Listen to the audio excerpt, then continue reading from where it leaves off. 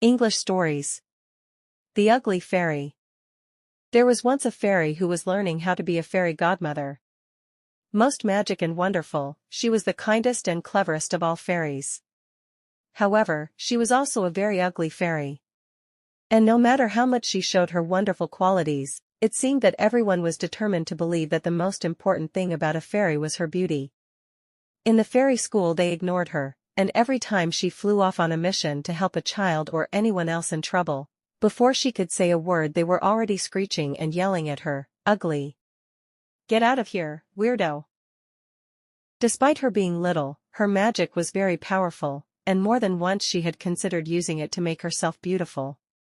But then she remembered what her mother had always told her, "My dear, you are what you are, warts and all, and never doubt that you are this way for a very special reason." But then, one day, the witches of the neighboring land invaded and destroyed the country, putting all the fairies and wizards in prison. Our fairy, just before being attacked, put a spell on her own clothes and, helped by her ugly face, she managed to pass for a witch.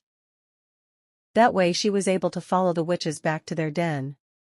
Once there she used her magic to prepare a big party for everyone, decorating the cave with bats, toads, and spiders. The music was provided by a pack of howling wolves.